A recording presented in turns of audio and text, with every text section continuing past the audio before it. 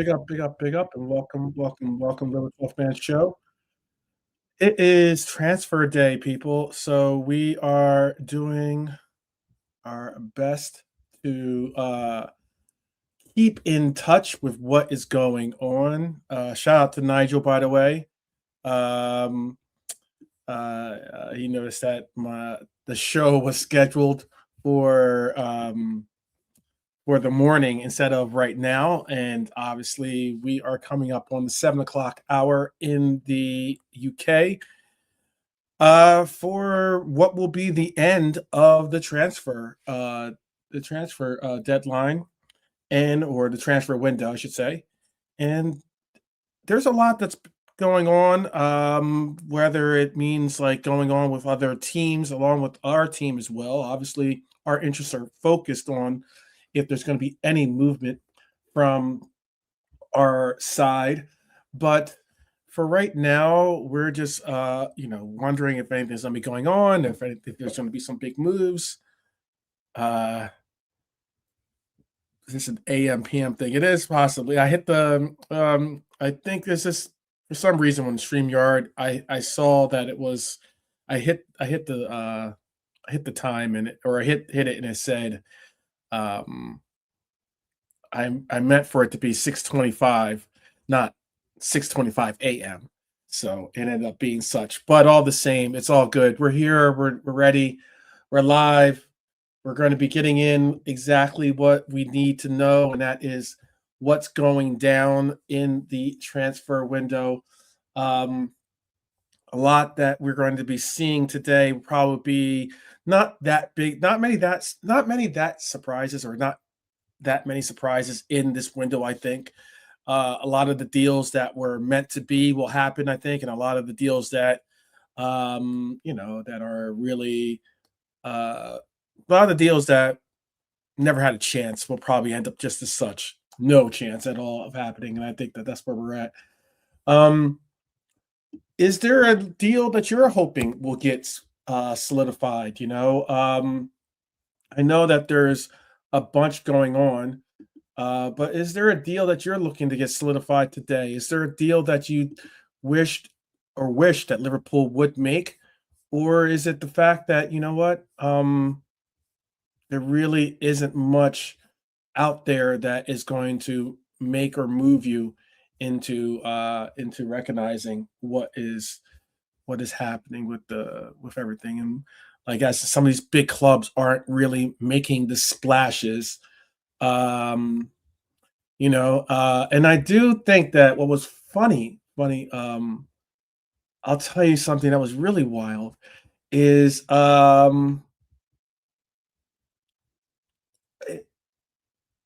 I know that what was wild is like Oxal Chamberlain is apparently possibly going to make a Arsenal signing. He might return to Arsenal. I saw this article, or I saw this blurb or this article, whatever you want to call it, and I was somewhat surprised to see that that was something in the stratosphere, but it should be interesting. It should be interesting to see what happens. Liverpool have been quiet in the January window, other despite the big signing that we just had, which is a big signing, but it's not until the summer. And I know a lot of people are like, "Oh, wow, surprise!" You know, Liverpool signed someone, but it's not until next year or next summer or something like that that we'll actually end up seeing the player join the club. That's just the way it is, I guess. Um, let's see. Big up, big up. Let's see right here and bring in Nolante to into the convo. Big up, Nolante. How are you doing? Yeah, all good, 12th. Yeah, all good, man. All good, man. Hope you're Okay. well, man. And big up the chat as always. Bring in my phones here. Hyler saying he wishes that the Harvey Elliott situation will be sorted in a respectful way right now. He feels sorry for the lad. He doesn't deserve this. I agree with that. It is tough to see a player being this held in this like unfortunate limbo, this holding pattern over the landing strip. Um, Hughes Fox Chelsea for Jacques. Yeah, he did. Jacquet. Jeremy Jacquet is signed but won't start until next season. Yep, that's right, Nigel. He won't. Anything you're looking to see happen in the last 30 minutes as we're coming in on our landing strip of the deadline. Malante, what do you think is happening that you are surprised to see? Anything that you wanted to see? Not really, to be honest. I think it's been a quiet January. Different reasons, World Cup, etc. I know I was reading that Arsenal made a late inquiry for Leon Mhm. Goetze, yeah, from Bayern. So because I think Mourinho's been injured. So yeah. Apart from that, not really. Chelsea doing Chelsea things. United, yeah. So just right, it's more the bottom teams, bottom half of the table, and Villa to an extent. They made a bite, so really not much happening. I'm just still disappointed that we still didn't get a centre back for this window, And now we're relying on obviously Ibu's come back, obviously, but again, you're just lying on fumes really. But we'll just have to see. So yeah, not much really. Mhm. Yeah, I was looking at. I was mentioning earlier the fact that there was a report that I saw that had Oxley. Ox was going to be returning to Arsenal. Oh, I'll be fair. I mean, I know I've heard the rumors of him coming back to England, but honestly, I'll be fair. I'll fall off my chair. Him coming to Arsenal, yeah. I mean, yeah, mate. I think that's capped. I can safely Oh, say you that's do? Okay. Okay. yeah. Okay. Um, yeah, that was something I saw, and I was like, "Oh, interesting." I mean, he has been training with Arsenal. He has been Yeah, training. yeah. He hasn't played for. I can't remember last time, but he ain't played football for a while, so I cannot understand that move. Yeah. I can't remember the last game. I don't think. Yeah, I don't think it's last end of last season, isn't it? I think. It's been Yeah, a so while. It's been a yeah, hot. so I'm surprised he's in the club, but if you take hopefully fans a club, he's a good player. He done all right for us. And from what I mean, a very likable guy as well. Yeah, no doubt. Mhm. He was basically like the PR person for our team for quite a bit, like as whenever we had a segment that we needed to get on air or television or something like that. I mean, I will admit he has a future in TV. I think that is certainly true. Yeah, Um, but yeah, I saw that and I was like, okay, maybe. Let's see if anyone else has this. If you guys have some interesting things to put in there, definitely. I know Hylor definitely will bring something to the fold here. He's saying Harvey Davies has been recalled by Liverpool from his loan at Crawley. I'll have a little segment on our youth academy players, but I don't mind you giving this update. This is due to the League Two club signing another goalkeeper. Well, we like to play with we like to bring two goalkeepers in our in our lineups. So maybe there's a chance that he could be one of those goalkeepers, maybe. I know. I always get frustrated when I see that, to be honest with you. yeah. Pretty frustrated. Um what else is there anything though? Is there anything else though that is on your radar? Oh, you know what I saw that was interesting. And I have a Mm. that I'll do fully on it. We'll talk about it. We'll do an even more bigger recap of it. But there was talk about Tonali to Arsenal, and then Mm. and then in the article it said and this is why sometimes you got to take articles with the grain of salt that they have or should have with them, and that's because it also included Liverpool as a possible destination, and I don't see Tonali as not that he's not a good player, and not that and possibly that he couldn't possibly add some depth or something to our team, but it was an interesting article. Do you think there's any truth in Tonali leaving? I don't think so, to be honest with you, but No. Yeah, I don't think so either. yeah. Yeah, I don't think so. It's just Do it's you, one of do those you rate him ones. as a player? Yeah, no, he's a good player. Don't get me wrong. He's a very good player. He's a very good player. So yeah, I think Newcastle, one or two people be in for their players liver rental in the Mhm, summer again. But yeah, decent, good player. Yeah, yeah. mhm. Um, I definitely think transfer fees have been kind of outrageous. I think that people don't. I think sometimes when people are talking about transfer fees, they don't recognize about the fact that there's so many different elements to the transfer process that there's more than just I saw, for instance, I saw this dispute, or at least people talking on it on Quasi show too, actually, where certain individuals were like, "Oh, we should just go get this player, and we should just go get that player," and I'm like, it's not that easy, especially with the way that transfers are set up.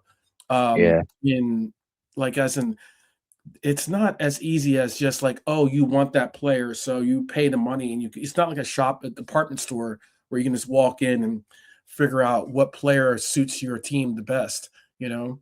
Um, it ends up being often a case where like you're gonna end up having to negotiate with agents um and with the even sometimes the families of the player, you know, and Mm, then there you have to actually also consider that you're going to have a lot to deal with. You have a lot to deal with the actual other team as well. The other team has to settle on something as well. Um, so it is interesting to see when people think, oh well, I know that you think it's just Liverpool and the name alone should be enough to covet the player moving to our club, but it's not as simple as that. Quite a bit, mhm. a lot more involved, a lot more involved. JK is going to be joining us shortly. um he says that he is just getting the last few preparations done.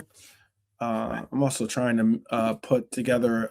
I made a little bit of a list, but I'm adding to this list as we speak, um, with some of the stories or some of the angles of what's going on, and also with the actual players that make the move, or are making moves. So we'll see in a second.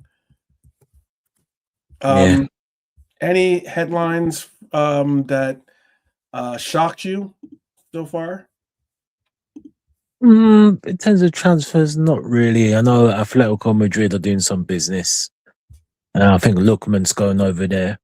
And I think it's Leonardo Macrae, he's the striker who played, I think, was it Al Hilal? Oh, Mhm. Etihad, yeah. Hello, yeah, but in the Club World Cup, he's gone to Atletico. So they're chopping and changing as they do. Mhm. Yeah, I don't think it's much, but I would say is it's good to see you smiling, 12. Why do you say it like that? No, because your screen's frozen on here with you smiling. Oh goodness. Oh goodness. All right. Let me see if I can You can hear it's fine. I mean, that's all why good, is mate. shows me moving on here. Am I still frozen? Oh no, you're good now. Yeah, you're Am good I now. good? Yeah, yeah, Okay. All right. yeah, yeah. You're good. You're good. You're good. Yeah, yeah. Well, you can still hear, Can't get the but smile off my face. No, you yeah, can't. exactly. Armchair. Yeah, exactly. Look at out there, Yeah. huh? Well, I mean, it's something to celebrate. I mean, Yeah. so you What's want to so tell them the nation, 12. What's going on? Yeah. Um, I will address this, which I'm getting a bit worried about, and to the chat as well. I'm really worried about a homegrown quota. You know, mm, mm. I am getting very worried. Yeah, go ahead. Yeah, I just feel like even those, the Senegal, the Austrian signings, I think they're just worthless signings. And again, I'm not trying to be disrespectful because I could sit here 2 years later and you could say, hey, Nilante, remember that time about those signings? I mean, they could be, but they're not going to be first teamers. They're not going to be in the Liverpool team. They won't. They'll leave Liverpool by then. And we just, like I said, I know Kwanzaa, the Elliot, but just seems to see, and like Ramsey's, and I've been arguing again. I was going back and forth with this with Brian, and you saying, "Oh, Ramsey doesn't need to start. He's rubbish. This is not what we need. You start all these people. I rather start Sabah." And I'm just thinking, dude is homegrown. Just play the guy. Like a lot of them are people, yeah, that's true, they're not good enough. But you don't know someone's good enough until they play. And it's Yeah, like, yeah, it's all of a sudden getting Jack, but where are the homegrowners? You know what I mean? I know the academy's been improving a little bit, so it's kind of hard to see. But even the ones that we had, they didn't get the chance, and it would have been vital, I think, for this season squad. So it seems to me that never that, never that. No, I might live in no, America. I'm not that guy. yeah, yeah, totally, definitely not that guy. So it just seems to me that we're probably going to go all in on the Adam Wharton deal. I'm thinking because he's homegrown, but it just Mm, where are they? That's the thing. mm, Where are they? Well, we're attacking like mixing it up in terms of our player search, and there's certain ones in the team that are not being used, and obviously you got Rio there, of course, but mhm, just a little. I'm just a little concerned. I'm quite concerned, to be honest. mhm, mhm. I can understand your concern, Yeah. but what is it that? So then, what is the? Okay, so there is somewhat of a conceptual process that Liverpool takes with their youth academy players, how they market them and everything else. I will say this too. I guess my own perception of it is that when you have youth academy players in today's markets, at least today's markets, youth academies are somewhat incubators in a sense of um, profit, of being able to generate profit for your club and for the coffers to maybe spend on established players in the league or outside of the league, and often, we don't see too many, and like the percentage of players that go from youth academy to bona fide star in a club is a rarity. I will admit that, but it's not like it can't happen. You'll have your Phil Fodens, or you'll have your, obviously Trent Alexander-Arnold's, or your Curtis Joneses. You know, um, maybe that's a little bit of a trigger, but still, um, but you still, maybe your Connor Bradleys, those players are important to have, but they also, for all those players, you still have your Clarks, or your Tyler Mortons, that generate quite a bit of profit, considering that everything and anything you put into those players for the most part is probably going to come back as just that profit, you know. So I think it's a different perception as to a lot of what goes on in today's market, as opposed to before, when you had, when you did have youth academies that you tried to really turn those players into players that would become your future, obviously, like your Michael Owens and your Steven Gerrards, like in that case. We have JK with us. Did you want How you to doing, man? put an Um, opinion on what Nolante was just speaking on? and by the way, 12, can I just say before you go on, JK, two things, JK. Homegrown, you're homegrown, JK. You part of the homegrown, and Yeah. Lord of mercy. with the homegrown. So I mean, what you saying, Nante? Cool, yeah. Yeah, all good, JK. All good, man. Good All to good. I didn't catch what Nante was saying Oh, before. Well, go ahead, Monty. Give them a little bit of a snippet of what Appreciate you it. got. Appreciate it, 12th. Look, the 12th man is no more. This is the Delante show. 12 will sit back. No, 12, no, joking. No, all serious. No, JK, I was just saying, just before Hilo, yeah, I get the players that you mentioned, but again, some of them, those names, they're not going to be used and they're going to be thrown out. All I was going to say, JK, is that are you concerned about the homegrown in our team? Homegrown data? Because I just, like me personally, I just feel we're not looking at the market properly and there's no balance in our team. It's just like, I don't mind, yeah, periods, different nationalities, but what I'm saying is to got at least a homegrown or core English or someone from the academy, because I know the under 21s have been improving recently. You've got Morrison's doing well, you know what I mean? And it seems that we're just signing players for just signing sake, like the Austrian and I forgot the Senegalese defender 17. And I was just saying, and again, I could have egg on my face and I could be laughed at, but let's be real. None of them are going to be at Liverpool at 2 years' time. None of them are going to be real. And I just feel we're just kind of neglecting that. We're just buying whoever for whoever's sake. Because I know what you like mean. we like last season, as we discussed, me, you, 12, and you can say whether they're good or not good, but Kwanzaa and I've been going back and forth with Brian with the Ramsey thing, saying, "Oh, people saying, oh, he shouldn't play, he's rubbish." But how do you know he's rubbish? I mean, we know Ramsey's not better than Soboslai, of course not, but he's a better right back, and it just seems that we're just doing too much. And Slot is neglecting that kind of side of things. But again, he might not be here this summer. After hello everyone, hello Cole. So I just wanted your take on it because I'm just, as I was saying, I'm just kind of concerned of where we're really going with this, where we're heading. I think we're neglecting it, the club. Yeah. Bless up, Red Arne in the chat as well. Like for me, bro, the way the summer we just had, yeah, we got a lot of people in, but we ripped the soul of the club out at the same time. All the youth products all disappeared. Harvey Elliott, Kumas, everyone just gone by Kwanzaa. So I understand your concerns regarding that. Yeah, for me, Conor Bradley, Curtis Jones are the two guys involved in the team from the youth development. Should there be more? Of course. So we've got to make sure in the next 5 years there's talent coming from the youth setup because it's good for the club to have that.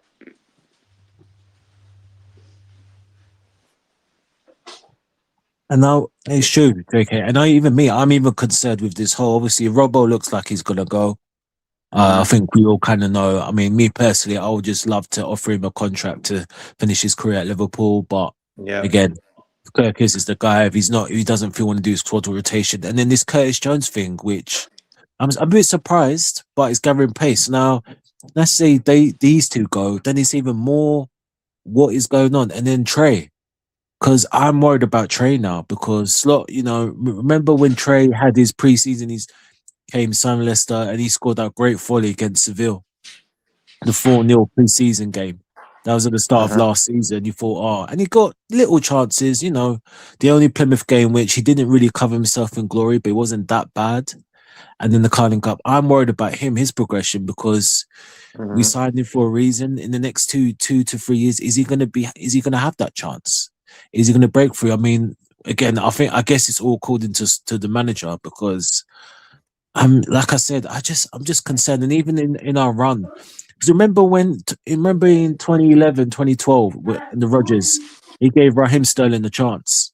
And Klopp does. And I know I'm going Rodgers, Klopp. They gave these youngsters a chance and a lot of them flourished. And some, yeah, they were good or maybe not, but let them run with it because we need to at least have a mix up. I don't want it to be all dominated by different players. You got to have a mix of academy, and any ball players. And I just think we as a club were neglecting that now. Again, that's mainly to do with Slot because obviously Slot is the manager. He has his thoughts and feelings, but I'm just concerned because I think Trey this season for me again, we will poor for a while. So I don't think there's any harm for him to start a game or there, because he's young, he's hungry. And I think all of JK12 and the chat, we all know, how do we know football players? How can football players improve? Playing games or getting the game time. And then you can make an fair assessment. So, yeah, it's something. And we're just signing all these academy players, even not just English, just for like other countries. And again, none of them are reassuring. Nalo, he looks like he's going to be gone. You know, none of them are screaming to us like, yeah, in 2 years' time, yes, we don't know the future, but they're going to be in Liverpool in the next 2 to 3 years. And this is the problem. So, yeah, I think we've got a lot of questions as a club to answer on that regards. I honestly do think though that a lot of what we do now with our players, especially our youth academy players, is do what what we saw, like as in after the turnover from Klopp to Slot, we sold a lot of our of those players that we were all coveting in the from their performance in the League Cup, for instance, and and even some of the players that performed for us in, I believe it's the FA Cup, was where Dans and Kumas made their debuts. But like uh, those players tend to be players that I think there is a future for Dan's with the club. To be honest with you, I just think that he's got to get his injury record. He's got to get his fitness in under control. It sounds weird, but I mean, like guys, he's just got to find a way to not end up on the the medic list too often as he does lately. But I also think that a lot of the players that we do, I use that word incubator because I think that's exactly what we do with a lot of our players. Is now we bring players in. There are going to be certain players that we will fast track to become players. I think that Rio has been fast tracked to become a future Liverpool player. I don't think that we're looking for an exit date for Rio. Trenioni, I think that there's still he's still very young, so there's still an opportunity for him to break into an opportunity for the club. But your Nalos, like you spoke on, or your McConnells. I think he might have just Another one. returned to the club. Yeah. Or I think of some other names that are kind of in that hiatus. Kumas actually just made a move to Hull, I believe it was, right? I think it's Hull that he went to, right? Yeah. Yep, and he scored already as well. Yeah. That's right. He got the winner at Blackburn, yeah. Yeah. And that's a good move for him. but- It's a good move. He can continue to develop himself, and then maybe he can find himself, returning to this level of competition. But I think that a lot of times we look at these players as being, a lot of clubs do this now too, and that's why I think Chelsea stockpiles so many of these youth academy players, and that is they don't look at Chelsea, I think, and one other reason why I think Rio left Chelsea is because I don't think a team like Chelsea looks at it as, oh, we're going to bring this player and he's going to eventually make it into our starting 11. They look at it as, we're going to get this player, we're going to put a Chelsea kit on him. We're going to further develop him as going from whatever club he was at to now being a Chelsea youth academy player, and then trying to sell him, loan him out, do whatever it is to make money off of him. And I think a lot of clubs have started to take that style of approach. Now, the last point I'll bring up is I agree with the homegrown thing. The homegrown quota is a real concern for me, considering that there are a lot of players that we have been allowing to move on from, whether it's Elliot or or the likes, that are homegrown players that could be helping that quota. I know it is, if you have a certain number of homegrowns on your team, you're allowed to be able to have a larger squad. Like, you have more, you're allowed to have more. If you have more homegrowns on your team, you're allowed to have also more more non-homegrown things. So, but yeah, the transfer window has just come to an end, people. It has just come to an end. It has just come to an end. I will get you these. There really wasn't any. I honestly do. There wasn't really much that was done. I think the biggest name I saw on the transfer list was probably Lookman, and that's not even a Premier League transfer. It's more of like a Atalanta to Atletico Madrid transfer. I will bring up though. I'm gonna get this. I am compiling it as I speak and as the guys speak here, as to what the latest is for Premier League today. Give me 1 second. I'll bring it up here. But also the big list of here. These are the big. I'll put these in here. 1 second. These people are now.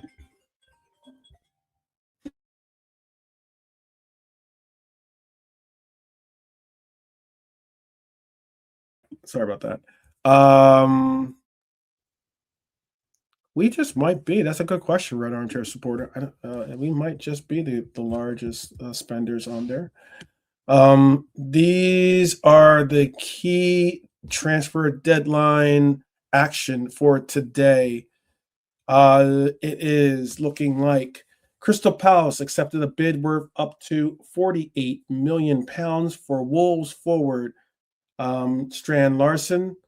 Obviously, we had a huge deal accepted for Jeremy Jacquet for $60 million, basically.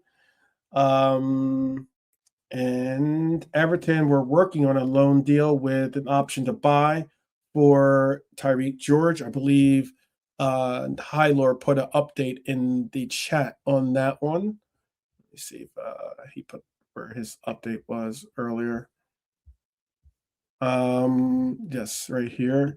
They've completed that. The 19-year-old is finalizing an initial loan, which includes an option to buy. And get back to our portion. Tottenham were close to signing the 18-year-old Hearts striker James Wilson on loan, and Brentford were looking at Brentford had Frank Onyeko join Coventry City. So maybe JK's a little happy about that one. And that's pretty much all that we have for this I guess you could say somewhat lackluster, you could call it. I don't know. None of those deals we've virtually pulled off I think possibly the biggest deal. Obviously, some of these deals have fallen through. I'll talk about some of the deals that were in the works, some of the deals that obviously have fallen through. I do have segments on all of these, but yeah. What are you guys thinking about the lack of deals almost in this transfer window? All right, it's a little underwhelming. Delante or JK?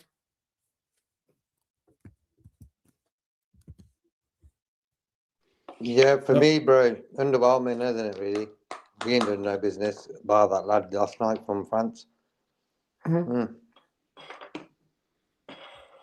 think there's one guy who's gone from Marseille, Gomez, is it? Gone to Wolves.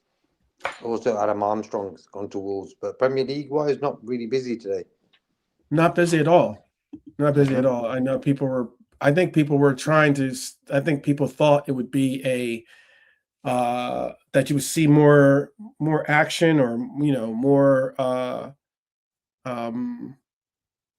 I think people thought they would see some things happen, But I agree, though. I agree. It is happy. We're all. I think what that could be a big story. And that shout out to you, cool. And I agree with that. There was talk that this deal for Robbo could still maybe get a little bit be rehashed come deadline day, because I know that Spurs were very very interested in bringing him to their club. Um, I know Robbo poured a lot of cold water on top of that fire because he loves being a Red, and as long as there was, I guess, a little bit more of a definitive conversation as to his inclusion with the club, then maybe he would see out his contract.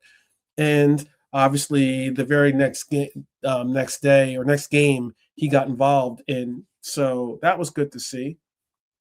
I guess also the talks about Curtis Jones to Napoli.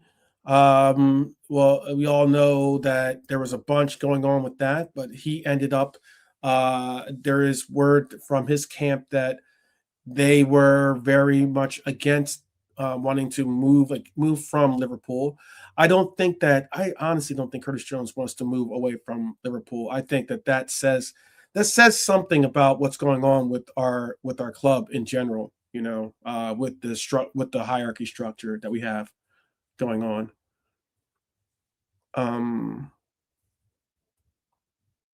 And I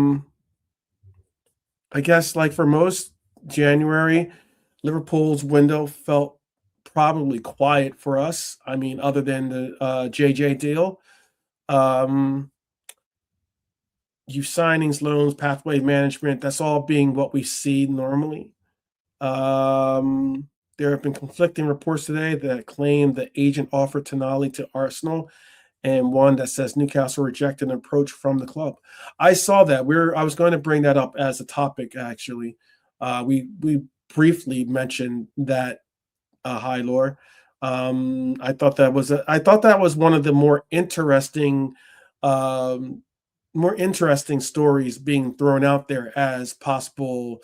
I don't want to say clickbait, but definitely maybe it was or maybe it wasn't. But still, the Tonali thing was interesting considering that Newcastle isn't doing. They are in Champions League, but they aren't doing as well as they would like to be doing in the Premier League currently, sitting in the middle as a mid-table club. But they certainly have a lot more than mid-table talent on their team. So maybe Tonali was looking for an exit to join a bigger club. All due respect to Newcastle. But yes, a lot of them. Do you think that Liverpool did the right amount of business this window, or are you disappointed in the lack of business that Liverpool did? Delante, I see you're off mute, so I'll ask you first. Yeah. And then chat too. Tell us what you think too. Include yourself in the conversation. Whether you're on X or YouTube, please do include yourself in the conversation. I know that we have about 60 of you in the chat currently, so it would be great for you to include yourself in the chat so that we can include yourself in the conversation. Oh, this is one of the easiest answers. No. Okay. Oh yeah, we didn't do enough. I mean, the Jacquet thing is a bit mind-boggling. As Haya said, 60 mil for a guy in the summer. Again, it's all potential based, and we still don't know what's going with Ibu.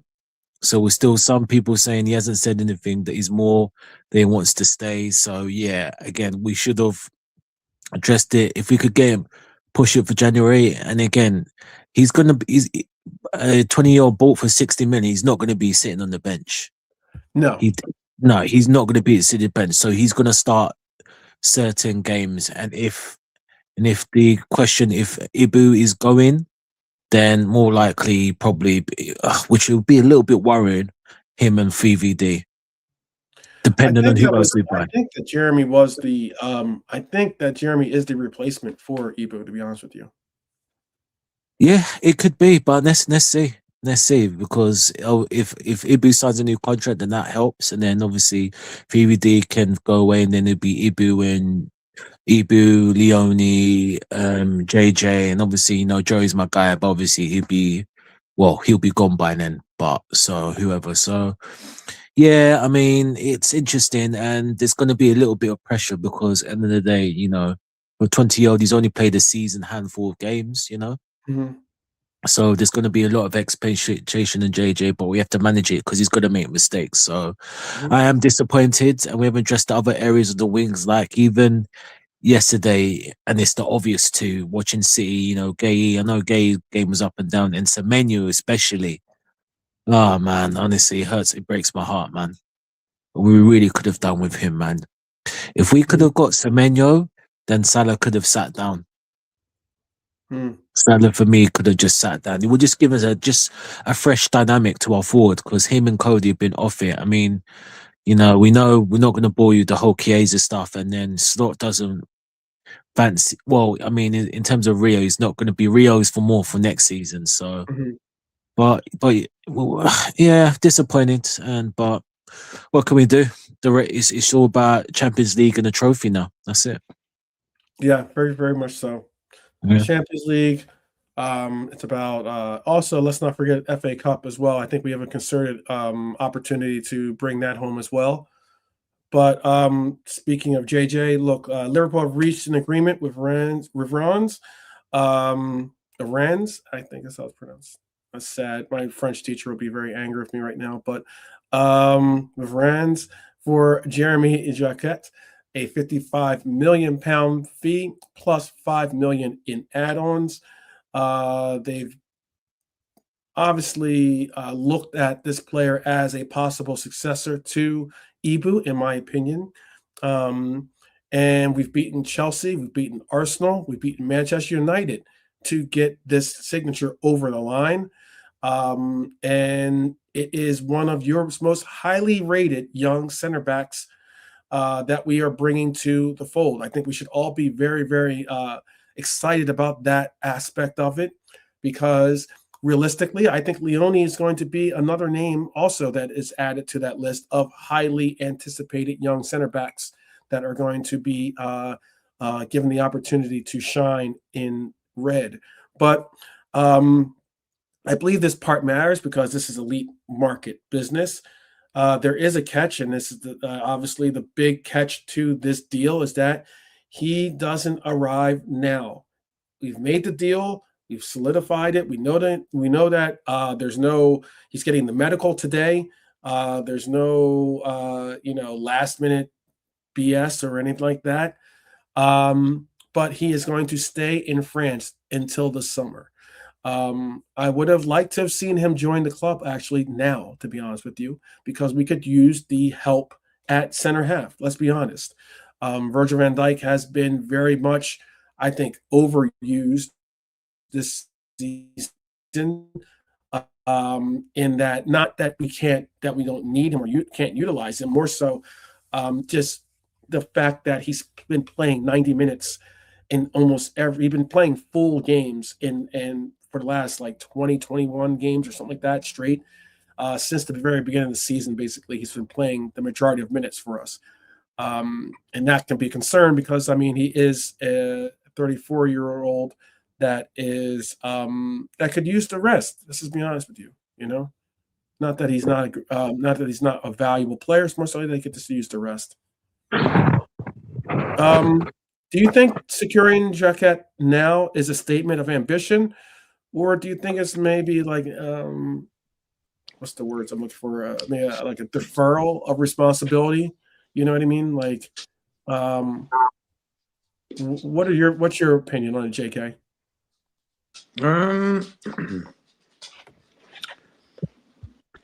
Is it? Look, as I was saying yesterday, that players are going for big money now, even though we've never really heard of them. But this lad seems to be a good player. As I've said before as well, with Kanate. Yeah, I knew him that he played for Leipzig and stuff in Germany. And this guy, I can't really say too much about him, bro. But as I said also yesterday, that we, as a club, we always seem to be buying. We do pretty well in the transfer market, player quality wise. So this lad, I'm not really worried about. He'll come at the end of the season. I prefer if he came today because we need him. So that's the problem now. We need players for this season as well. So if this lad was coming in today, it would have been a good thing. I'm blessed up Eric in the chat. Hope you're cool, bro. What's that? I was saying it all right to Eric in the chat. Oh, Eric. Oh, big up, Eric. Big up. Big up Red Armchair supporter. Big up all that are joining us right now. Red Armchair Support says, Nalante, he would have definitely taken Semenyo as a red. Cool is stating signing Jaquette illustrates that the club was in the market for a CB and that they failed to find an immediate solution, so they designed a talent for the future. He thinks it's a good window. That's a very grounded opinion. I definitely think that has some merit to what he's saying for sure. Let's see. City dealings in this transfer window have been almost desperate. I would say so too. I mean, it looks like Manchester City is a very unique beast within itself, in that Manchester City wasn't even really pictured in the Semenyo deal. All of a sudden, they became the front runners for it. They weren't really. They were mentioned as a Gahey possibility, but Gahey was more looked at as going to maybe Real Madrid or obviously Liverpool, since we already had the deal arranged in the summertime. And then they obviously, I think, overpaid, to be honest with you, for the player to secure the player's services. And what's unique about it, Semenyo, maybe so. You could get a shout that he could make. He could be a slight needle mover for Manchester City, but I would say slight, not massive needle mover for them. And Gahey, again, I don't think Gahey is a needle mover for them, but he's certainly I won't call him a stopgap at all. More so, he is certainly someone that can secure the wobble of the ship so it doesn't capsize in defense, because they are already all out. That was a big miss for them. He's a very important player for them. Hyler also said Liverpool players leaving on loan in this January window: Luke Chambers to Charlton, Lewis Kumas to Hull, like we spoke on earlier, and Callum Scanlon to Cardiff.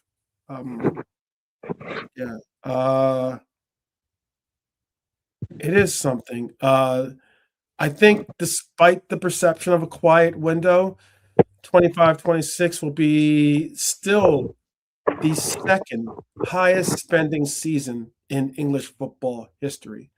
I get that a lot of people are looking at it as, oh, well, we didn't have that much move or big moves in the January window.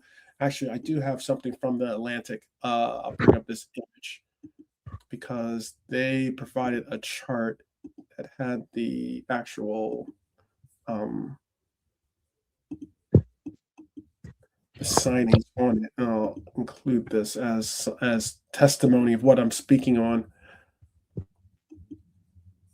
This was how this season looks for total Premier League spending. And as you can see, the blue is the summer. The yellow portion is the winter. Now, I know 2022, 2023, that was a massive winter spending spree. I think it might have been, who was in 22, 23 that made it such a big, let me find out. Chelsea, probably. I thought I was going to say Manchester City, but you think Chelsea? Okay. Yeah, from what I remember. Yeah. But you can double check anyway. I'm sure it's Chelsea. Let me see, 2022, 23. Premier League. All right. Let me see who works. I don't really remember. It seems like so long ago. You're right about that, though. Chelsea was the big one. That was the year they bought Enzo. That's why. Enzo, yeah, I think I'm sure they bought, no. Did they buy Sterling? I'm sure. No, they didn't, did they? No, they didn't. They bought Yeah. Sterling, the I'm sure. spending was driven by Chelsea's high-profile acquisitions of. Remember, Mikhailo Mudryk? Oh, Excuse me. Murijic, yeah. That was Murijic, huge. yeah. Does he even play for their team anymore? That's a good question. I think he's still on the books, I think. Yeah, there you go. Mudryk, yeah. Muddy Rick. Yeah, that's wild. That's wild. I'm gonna double check. I think he's still on their books, to be honest with you. Let me see. I think Lukaku. No, I think Lukaku was bought previously. Yeah, it was. Lukaku was a previous signature. Yeah, it said that that was one of their big time spenders. But as you can see, like I said, the majority of this was not a huge winter spending spree. Last winter, you saw a lot more activity. The winter before that, not so much. You could see, you know what? If you do look at this chart, I guess we should have expected I won't say cooling down, but certainly a calm winter. Because if you look at this chart, it seems like every other year is when teams maybe, you know, ratchet up their spending a little bit. Because this, you can see the year before this was a lot more spending in the winter window. The year before that, not so much. The year before that, there was. The year before that, there wasn't so much. And vice versa. Those 5 previous years, and in 2016, 2017, there wasn't any real moving in the January window. But I want to look up this. I can't believe how that is the case for, and that just shows you again what Chelsea is all about, man. Chelsea is a weird club when it comes to that they could spend as much as they have, and for a player that probably won't even see much of it. Let me see where he's at, if he's on still the books, because he would certainly be on there.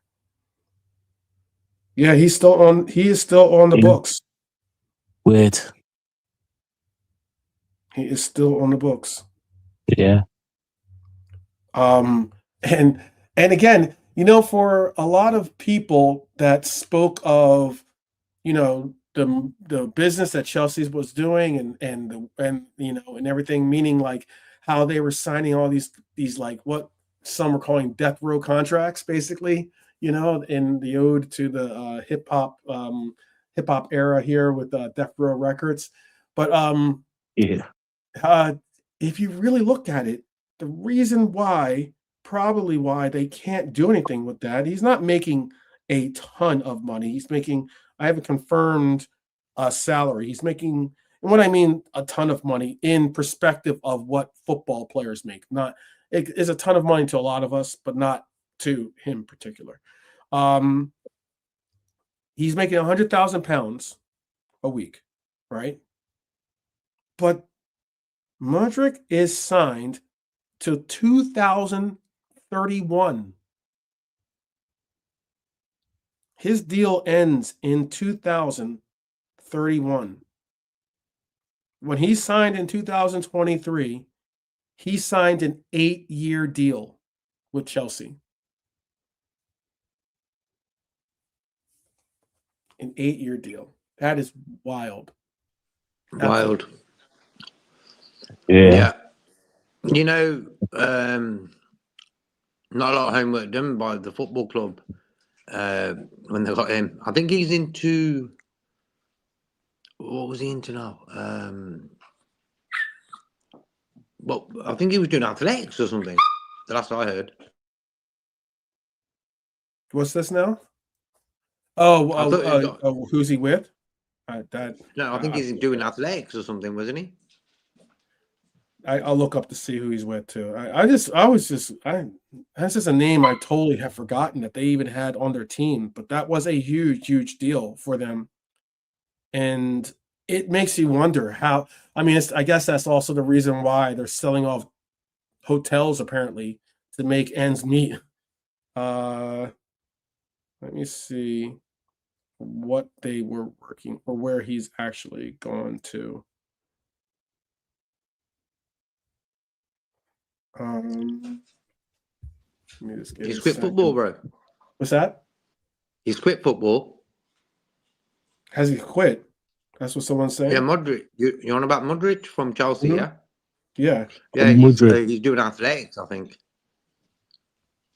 Oh, you think he's doing athletics? He's still on No, their he's books. not going to athletic Bilbao or athletic Madrid. Now he's actually gone into athletics or something like that. He's not doing football no more. Yep. Really? Wow. Okay. Oh, Well, that's pretty wild. That's pretty wild.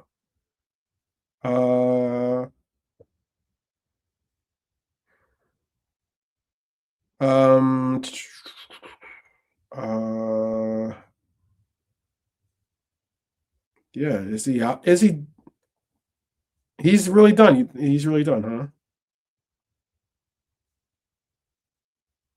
Or is he still serving? He had a doping violation or something like that. I don't know. It wouldn't be for 2 yeah, years ago. That was in yeah. December 17th of 2024. It would most likely be that would not most likely be Finished. done. Yeah. That's wild. That's really wild. I don't know why that is boggling my mind, but I mean that's just to show you that those contracts that Chelsea were signing are anchors, man. If that player doesn't emerge as a real find for your club, it could end up being a absolute anchor for your club. Let me see. Just trying to see what he's doing now. It says, as of early 2026, Modric is returning to training with Chelsea FC after serving a suspension related to a doping violation following a lengthy absence from competitive football since late 2024. He is working to rebuild his fitness and has expressed a strong determination to return to action. So that is that. Okay. Reports indicate his suspension ended in mid-January of 2026, allowing him to return to training with the club. So whatever he did, whatever doping violation he did, must have been a serious one. It must have been a serious one. You there with us, JK? Yeah. Okay. Because I know Nolante is off to work, so big up for He'll be back in a Nolante minute, he said. for joining us. That is pretty wild. So yeah, he has finished his suspension, and as of January 18th of this year, he now is able to return to Chelsea. That is wild, man. Wild. All right. I thought he was done. I thought he was finished. Mad. Yeah. If you're making it, if you've got 5 years left on the contract where you're making £100,000 a week, you figure something out. You know what I mean?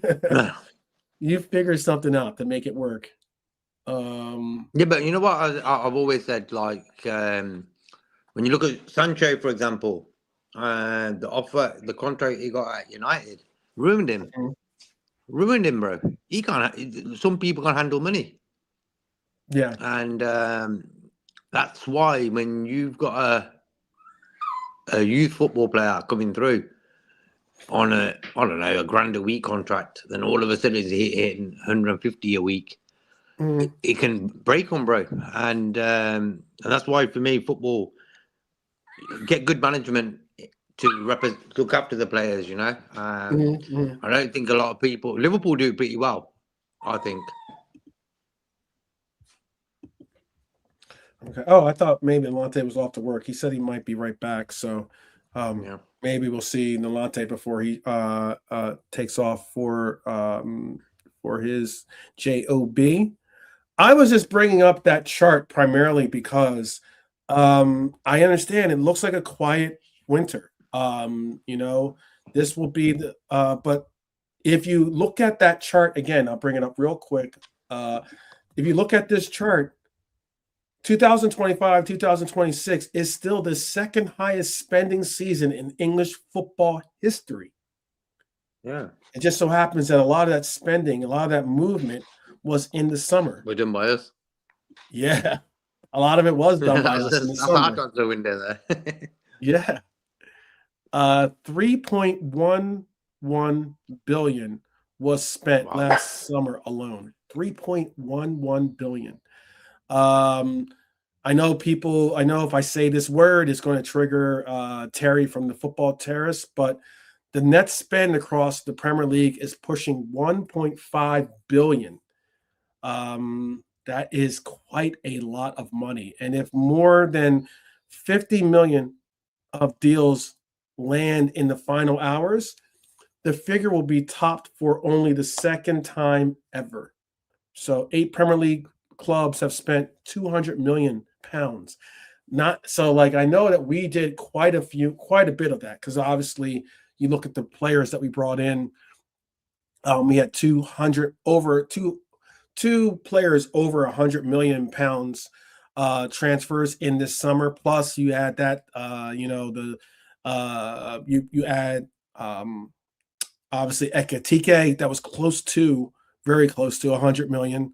And then you add even Leone, that was a nice, it's like a quarter of 100 million, so 25 million. It's an easier way to say it.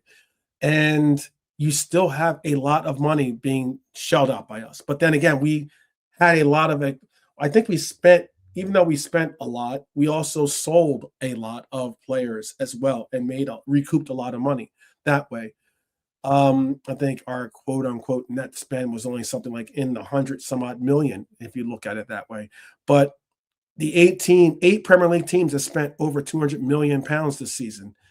And that's before agent fees and levies get weighed into that. So when we ask, I guess, when we ask why Liverpool has been quiet this summer or this winter, excuse me, other than picking up a deal for this summer in the winter, we have to ask compared to what maybe. We spent heavily in the summer. We have had a bunch of injuries, but those players that are injured will eventually come back. They don't have the 8-year deals or whatever that Modric have, but they definitely have new deals that probably put them in the 4 to 5 year range that we're not going to move off of. I remember at the end of the show, I want to hear the chat's response to this. And again, if you're on X, please do weigh in your comments on this one. And I'll include them in the conversation. And likely do so as well if you're in YouTube. But there was a question posed on ESPN FC asking the question of whether Liverpool should move on from Alexander Isak. It is a wild suggestion to say that not not even 1 year later, that we would be even contemplating moving on from the highest transfer in the club's history, the highest transfer in league history. That is got to be a wild suggestion. Wild suggestion. Do you agree, JK? Can you just repeat that again, bro? I was just saying the suggestion of moving on from Alexander Isak, how that was a wild suggestion. Oh yeah, come on. Oh, yeah. Yeah, you remember. You know, for me, the classic one I heard was for Owen Wirtz to go to Bayern Munich on loan. Wait, say that again. And Florian Wirtz should go Oh on yeah, loan to Bayern Munich. by Didi.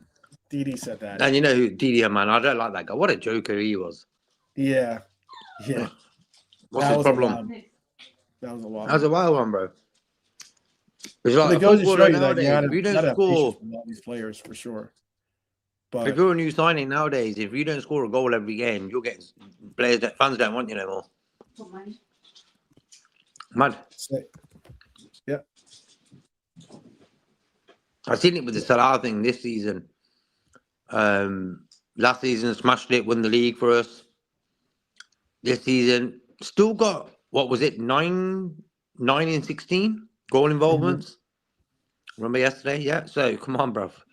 It's like, where's the appreciation of football? Like, football is what they've been doing the whole 7-8 years. Salah's been with us, training every day, no matter the weather, getting up, going training, and still smashing it, bro. You know? Yeah. You got to appreciate that. Because when it's gone, you're going to think, oh, I missed the days of Salah on the right. you know you're going to hear it. Yeah. Yeah, you absolutely are. You absolutely are. I'm just going on about Helios told us of the few signings, like Calvin Phillips has gone to Sheffield United. Yeah, heard about that.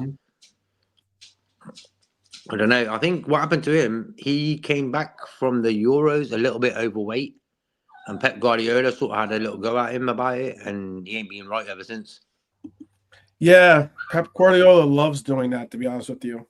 He loves I remember making a little Red Zen moment about that this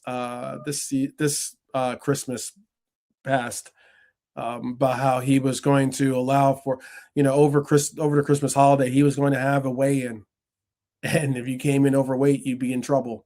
Okay. So mad. Yeah, if you're gonna work with Pep Guardiola, you got to make sure you're top notch, bro. You don't mess around Pep Guardiola. Yeah. You know what I mean? Yeah.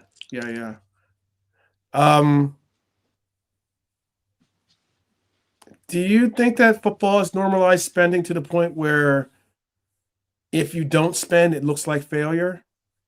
Like it's almost to the point where in a way, yeah. Okay. Because look how many years, bro. It took us to spend what we just spent last summer. Last summer was all our Christmases all in once. You know what I mean? And that's it. And we always said, oh, we don't compete, this, that, and the other and stuff. The blessing in disguise, like when Jurgen came in, he was like a good 3 top world-class players in the club, you know what I mean? That's how much Klopp was worth to a game. Worth 3 world-class players, Klopp. So he did his job. And the owners didn't really back him like the way they did Slot last summer. If they gave that to Klopp, yeah, man, would have been different. Oh, it would have been massively different. Massively different. Nalante is back. Let's pick up Nalante. I know that you have to go pretty soon, so. Yeah, I got to about 20 minutes. So. Okay. Yeah, I was just asking JK, do you think that, my question was, has football normalized spending to the point where restraint or, restraint from spending looks like failure for clubs, and fan bases look at it as how if you don't spend, you have to spend summer, winter. It really depends, innit? Some cases, I think for the top teams, yes, to a certain extent, because they're more the trophies for the teams below. I think everyone's questioned, everyone's appreciated, but I think all clubs want some kind of spending, but some can only spend certain than others, and you've got PSR, so there has to be logic in everything. Like for instance, obviously for us, yes, we spent 450 mil, but look at the injury situation at the moment.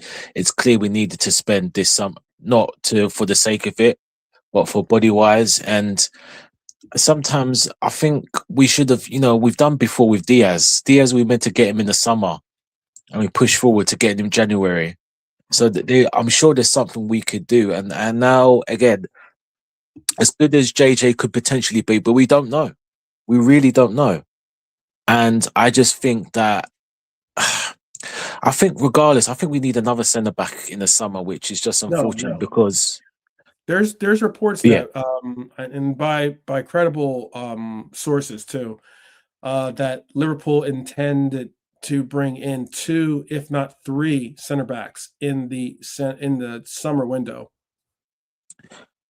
In this summer window coming up. Yeah, which only makes sense if Ibu and Joey are both going.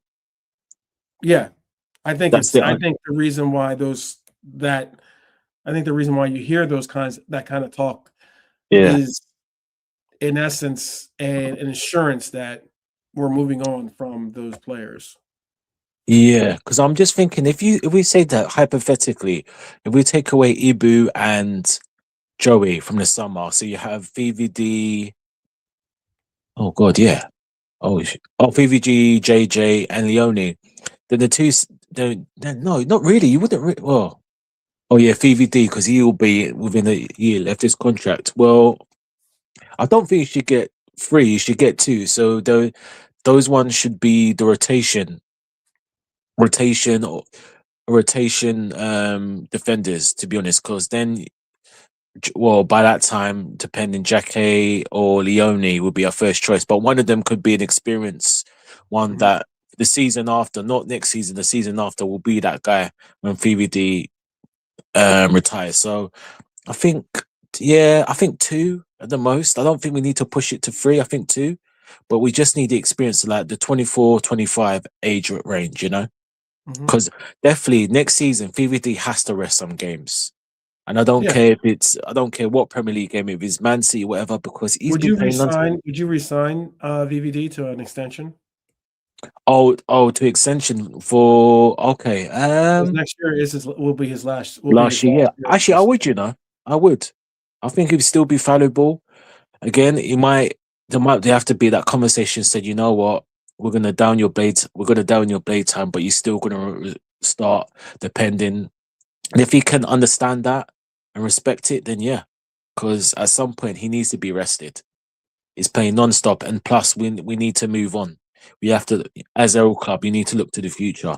That's why with the Semenyo thing, I'm really disappointed we didn't go in, because he's doing bits already. He's made an impact already at City. I'll be honest with you. I think the reason why this is me. I'm not an ITK, so this is my opinion. I believe, or maybe even my hope, more so than not. But my belief is we will go for Diomande, the RB Leipzig winger. Oh yes, I've been wanting him. He's on my radar. Yes, sir.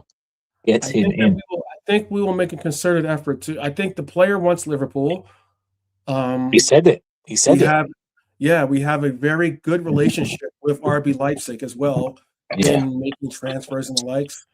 Obviously Jurgen Klopp connection as well there too. But I think I think if I had to make a choice, and I know that Semenyo is Prem proven, I get that.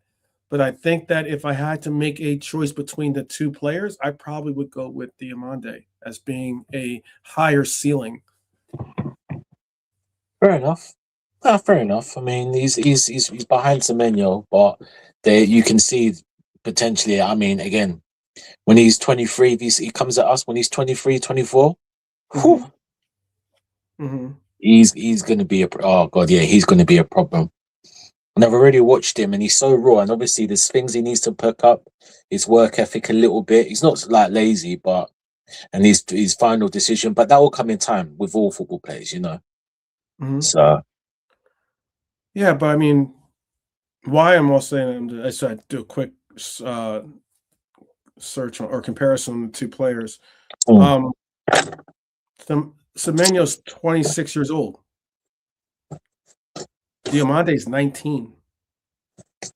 I think that's a massively difference in like for it to be even comparing the two currently. I understand some might say Semenyo is further developed in advance, but I mean that he's also 7 years older than him too. So that makes a lot more sense.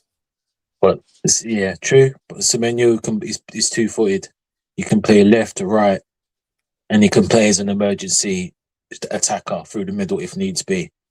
And right now, you would Semenyo, as great as he is not right now, he'll go in ahead of Mo and Cody and give us a different. And he can go inside, outside. That's the type of winger we need. Inside, outside, left, and he can score goals. Do you think the reason why we didn't go for Semenyo is because a it would have made a little bit more of a headache, especially with what we went through before the AFCON exit of Salah. It would have made a massive headache if we brought Semenyo in for his position, and maybe also because this coach is pretty settled on Cody being the option on the left side. Yeah, I think probably that, and the whole Mo thing. He didn't want to rock the boat. Do you want to just thought, oh, let them talk it out and then let Mo come back and he'll pick up that as well? Because, when, obviously the whole Mo thing, and we all had an opinions, I respected that because sometimes you need to know. No player's bigger than the club, and he wasn't playing well at all. So he deserved to be dropped, until he regains his form. I don't want that. And Semenyo would have just given us another boost, another lift. And you would have made Mo and Cody to step up the games even more, I thought it was interesting though that Yeah. we used Salah as a somewhat sacrificial lamb Mm. by dropping him, and not saying that it wasn't rightfully so. I'm saying that he definitely deserved to hold bench. With his performance was not to the level of the Salah that we need him to be. But at the very same time, he was not the only player having subpar performances on the pitch. Oh, And 100%. 100%. you make an example out of Salah, and that's all well and good. Hold people accountable. But then for certain players to still be getting starts time in and time out, it kind of waters down what you just did with Salah. If anything, it looks very similar to what he did with Kwanzaa. That is another name, by the way, that I think is a name that could be brought back into the fold.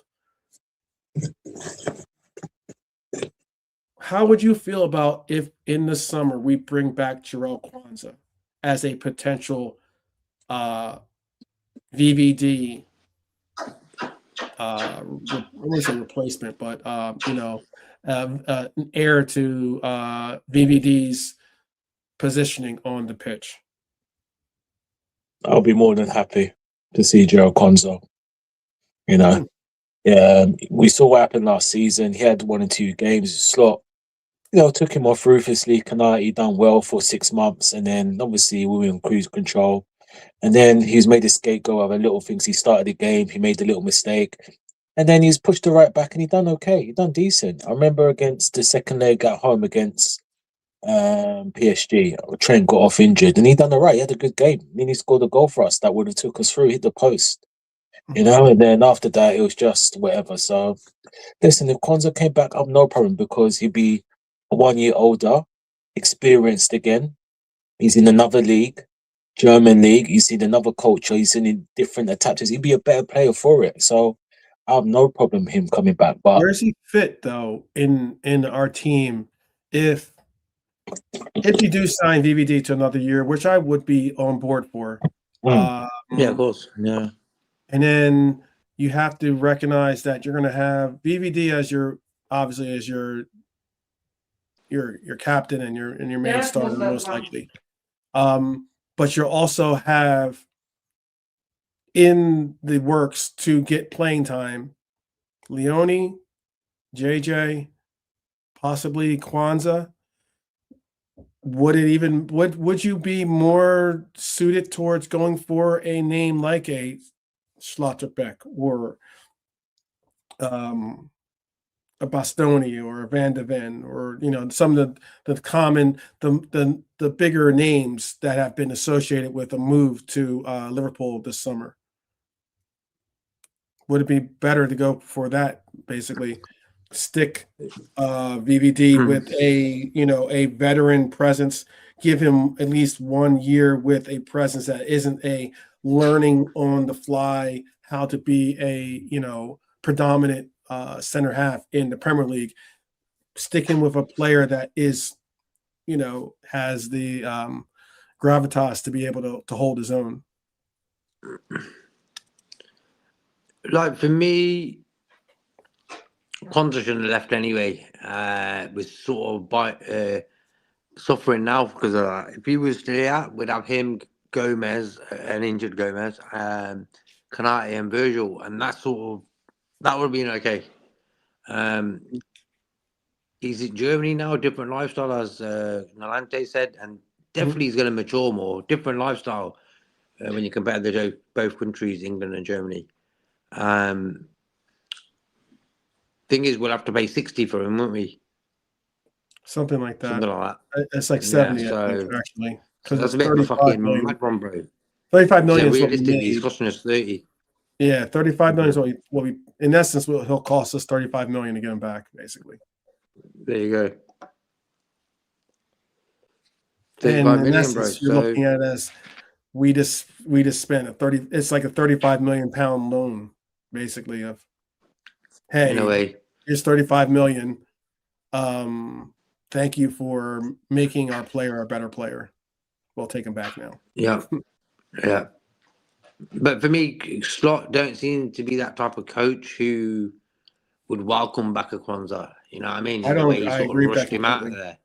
I agree with that completely. You get me, bro? That ain't no love there, bro. So the way he sort of treated Kwanzaa, for me, Kwanzaa could have reached the top. So hopefully we'll see what happens. If I was Kwanzaa, I wouldn't want to come back under a Klopp or a Slot, regime. Yeah.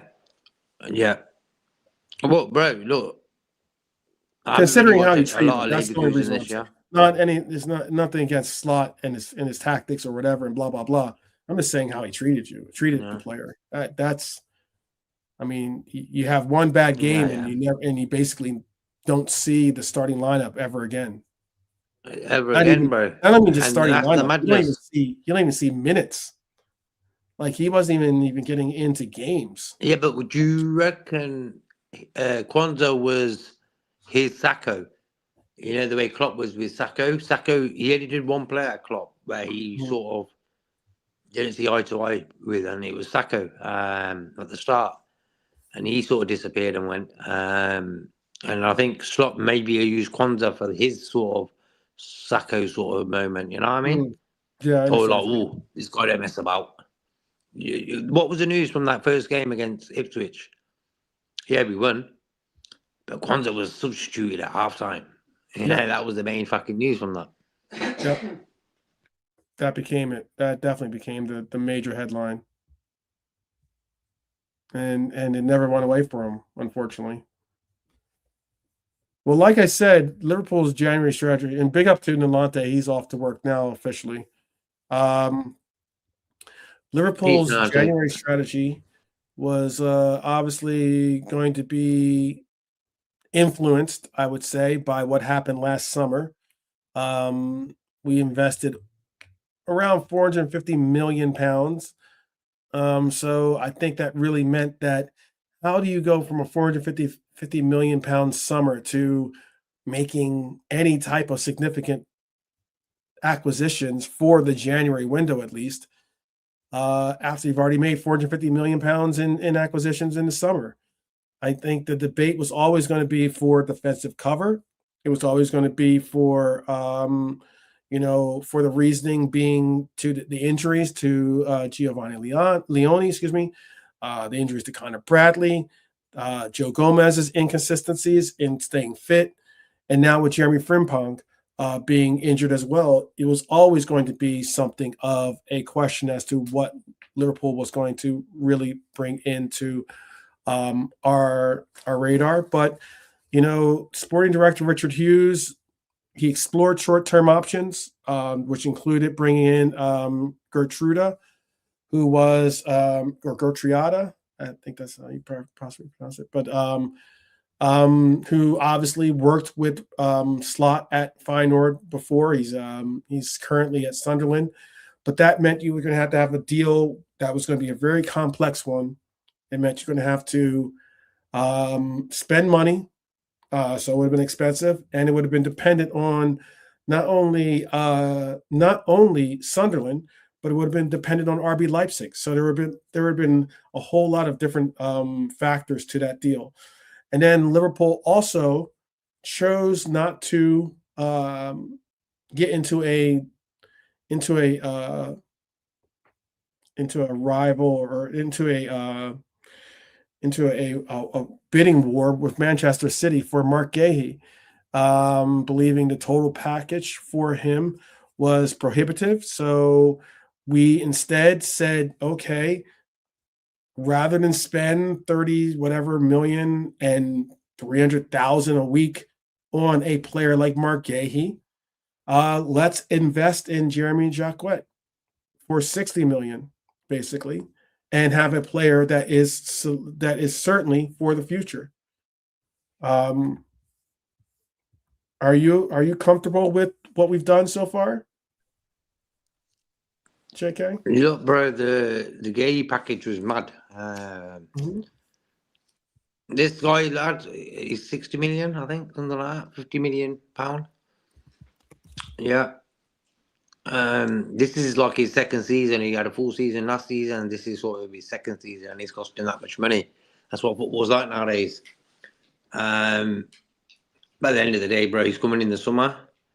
It's a World Cup, so he's got enough time to come over, get settled in, and watch the World Cup in England, innit? And get ready for next season. I mean, the fork in the road for us was the Gahey decision. I mean, that was a lot of people that split opinion, especially considering our depth at the position. We were holding on to straws with Gomez to hold it down, and we all knew that there would be just another report of Gomez unfortunately getting injured.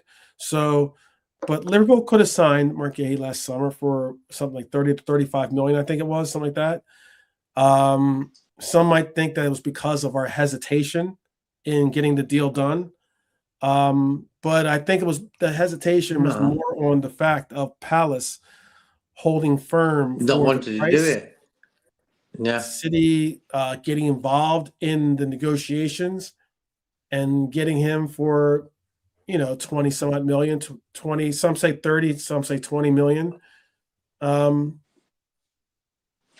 It is a little bit of a difference. But I think the Jacquet signing is a firm come up for us, despite us not going to get Gahey. And I think that's why I am optimistic to see what will amount to the rest of the season and how the playing time kind of gets dictated out with our club.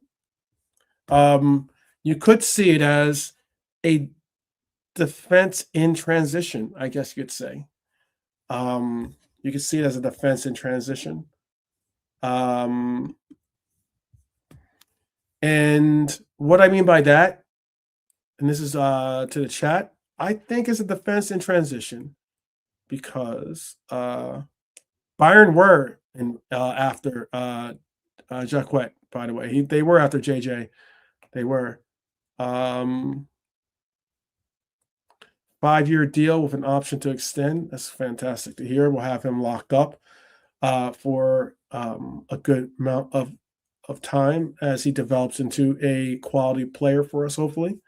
But why I'm calling it a defense in transition, if you really look at our numbers, a summer rebuild, the way that we rebuilt our midfield is going to happen with our defense. It has to happen. Now, whether it involves this coach or not, that's a different topic or a different conversation. I'm just focused on a defense in transition because Liverpool's defensive picture next season is anything but stable. We have Konate with a contract expiring. Virgil will be 35 this summer. We have Gomez, obviously contract next year, but he has an injury history. We have Leone, raw talent, but certainly coming back from a very big injury. And then we have JJ, who's elite potential, unfinished article, and a player that I'm very much looking forward to see what happens with him. But I like that we didn't panic buy. I think that this is preemptive rebuilding. And I also think that what this summer will entail is us possibly bringing back a Kwanzaa, or if the option permits itself, bringing in a big summer signing in our defense. And I'm talking about Bastoni, obviously would be my pick, but it could be a Schlotterbeck as well. It could be a Van de Ven. It could be Ordonez. Maybe that's the player that we go for. Now that we're past this, segment of trying to force us into making a buy. But I think it's a big deal. A very big deal. The other stories that I wanted to talk about, separate from Liverpool, is the noise I spoke on earlier about Tonali. Yes, I did say it. Sandro Tonali.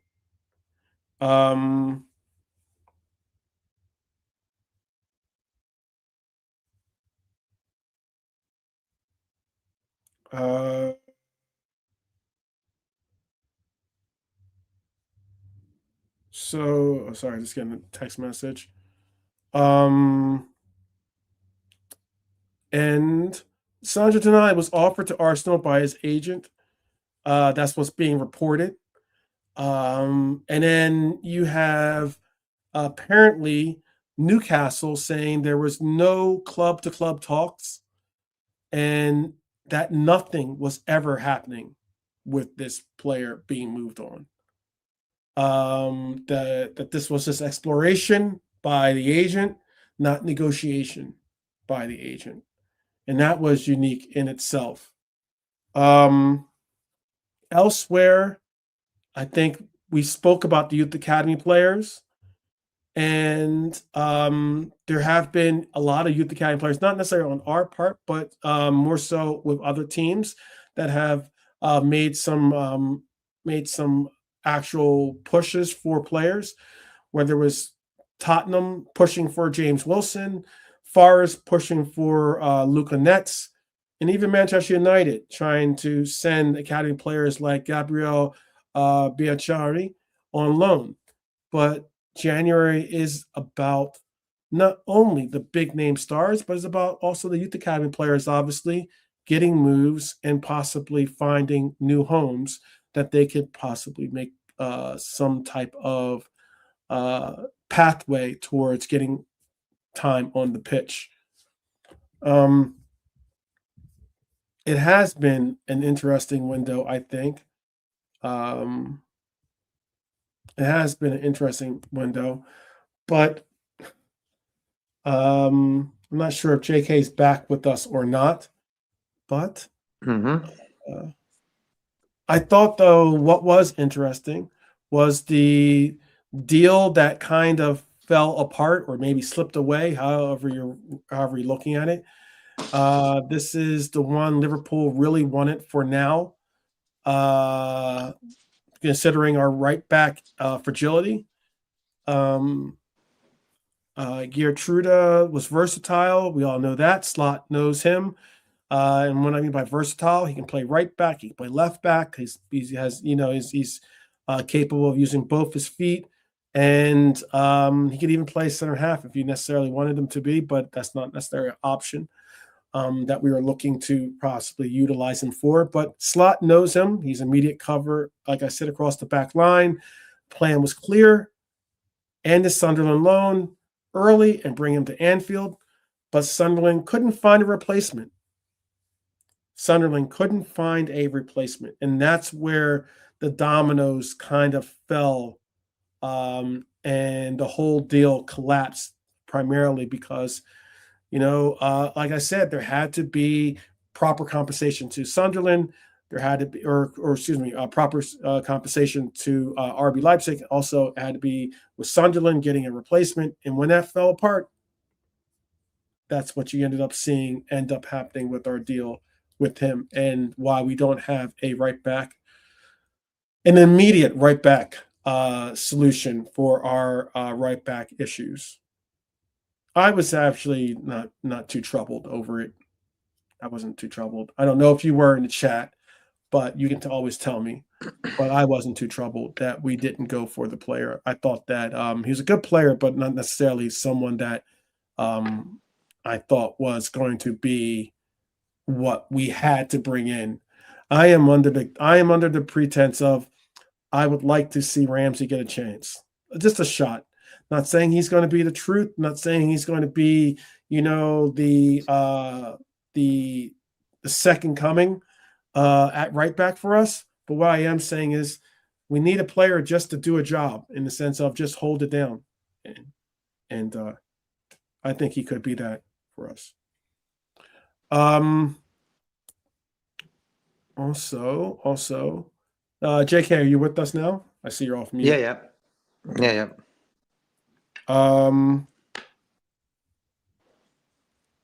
I was going to bring up this thing about I don't really like Paul Merson. I don't know if you like him or not, but he had a couple of different takes about a lot of the fan frustrations and a lot about what we were doing what Liverpool was doing in the window. He basically summed up what he felt a lot of fans are feeling, and he called it extraordinary that Liverpool would spend this kind of money and not bring the player in immediately, meaning JJ I'm speaking on, especially when top four margins are so tight. Do you agree with his take that it's extraordinary that Liverpool would spend 60 million but not bring the player in immediately? Yeah, I agree with him. We need him now, yeah, but it is what it is. What can we do? I would have preferred if he came in now. Okay. What? Say again. Sorry. I would have preferred if he came in now, because we'll have the FA Cup game for him to play in, and then we can see where he's at, and then if we need him, he can play. Okay. But he's staying there until the end of the season. Mm-hmm. And that's what it basically came down to, what Red Armchair Supporter was saying. I mean, again, we could want him, as to Paul Merson, we could want him all we want, but the bottom line is the team we're buying him from has a say in when they are willing to make the deal. We were fortunate to say, okay, let's get this business done now. Fantastic.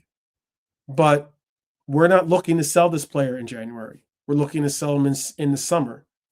So if you want to do the business now, we can make the acquisition now. That way you don't have to go through a bidding war with the other teams like Manchester United or with Chelsea, who were at one point were very much involved as being the quote unquote front runners for JJ.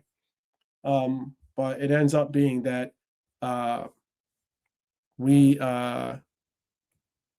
held, as Red Armchair Supporter says, they held the cards, and we had to play. We had to be open to playing whatever hand they dealt us. So, do you think fans have a right to question the timing, or is that ignoring how Liverpool actually operate? Yeah, timing isn't great, bro.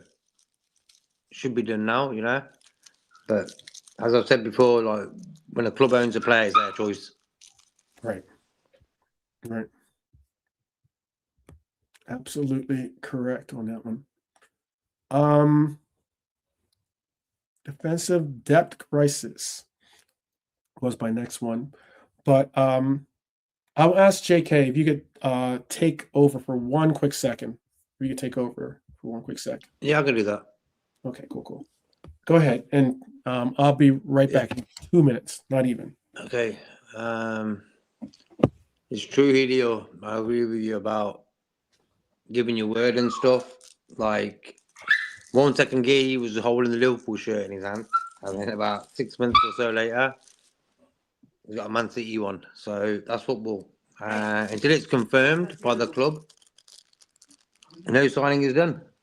Hence why I don't really jump on the bandwagon of a speculation. This guy's coming. This guy's coming. The day he's going to come is the day he's got a picture outside Anfield or at the training ground with a shirt in his hand. And then you can celebrate he's come, you know. But, of course, as Red Armchair said, Ren said no. We probably wanted him now. Because realistically, I think the Italian lad, he would have been that extra centre-back we would have been using all season. He would have probably got a lot of game time, considering where we were at. The games that Endo played at centre back and Gravenberch, like the Italian lad could have just fit in there. So this lad's coming in. Don't know too much about him, like I was saying before.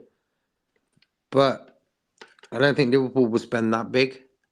60 million, like 50 million pounds, about 60 million euros. It's a big fee for a player that we don't really know nothing really about. And it's his second sort of season in football. And it's costing that much money now. France does produce a lot of good footballers. So we'll see where this guy's at. I might think, you know what, I'm staying as well. To keep the French connection. Like we don't really buy French players. If anyone knows any French players we've had over the years, just put them in the chat. I'd like to read their names out. But French players, Canate, of course. Then we got Hugo. But other than that, I can't really think of any French players at Liverpool. French players were for Arsenal. They were the main sort of club who brought in the influence of the French players in. JK at the wheel.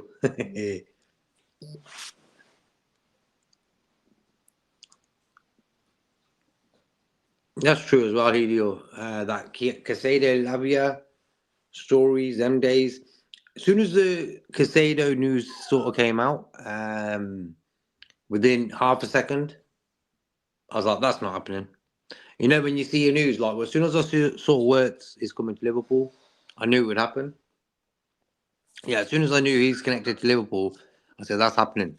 But the Casado one straight away seen through it, I was like, he ain't coming. He's the son of a priest, yeah? Many talks, bro, sometimes. Even with the spiritual folks, you know? Yeah. Okay, I'm back. All right. So it's well spoke. I am back. Let's see. Just give me a few minutes, bro. I'll be right back, yeah? Yeah. You take your time now, too.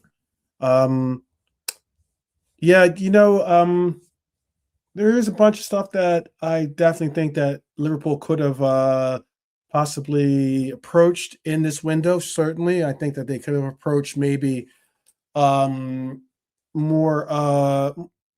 coverage for our front line. not only for our right wing, but possibly even for our the depth that we need at our forward position with Isak out. We could have obviously approached more about the defensive frailties that we have with our center half, or even our right back, or even the uncertainty of our left back. I get that as well, but I think that we did some decent business by bringing in JJ. I think that by far it's probably the biggest name in the Premier League that got moved.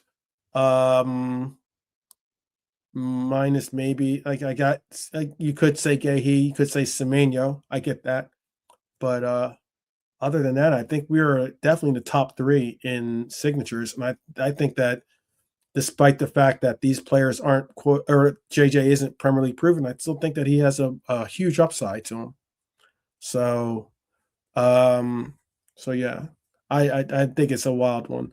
I did speak on Tonali being possibly a fixture for or a signature maybe for Arsenal.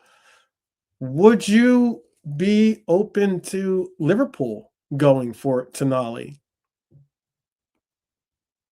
Would you be interested if Tonali's not feeling like Newcastle is the right place for him? Would you be interested, or could you see a Tonali fitting in a Liverpool team? I don't necessarily know if it would be a fit, to be honest with you personally. I know Jermaine Pennant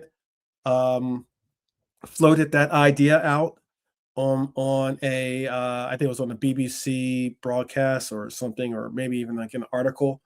But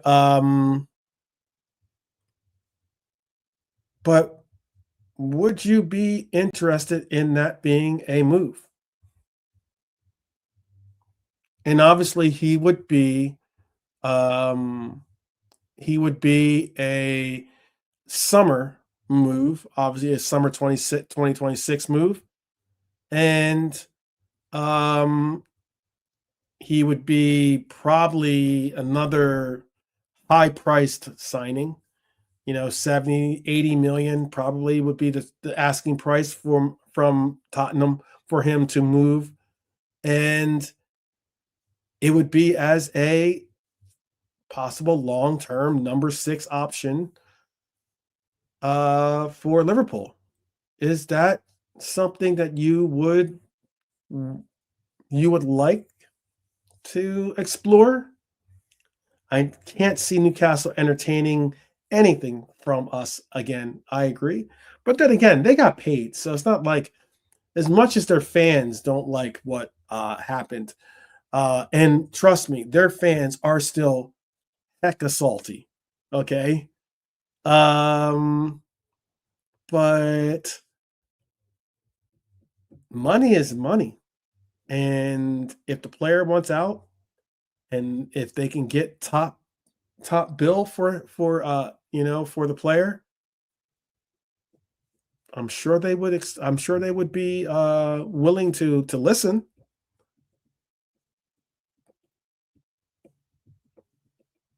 As a player, Red Armchair Supporter rates him, and he's a good player. He is a good player. There are other options I'd rather have for 80 million, to be honest with you. There are other options I'd rather have for 70, 80 million. When you're getting into that kind of numbers, you probably can start at least the conversation for a Wharton. At least you could start the conversation for a Camavinga, who's my personal preference for the role. But yeah.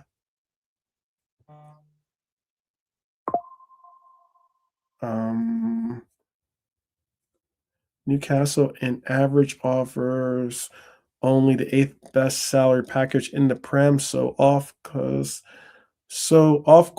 a better deal can lure most players at Newcastle to shift their attention. Yeah.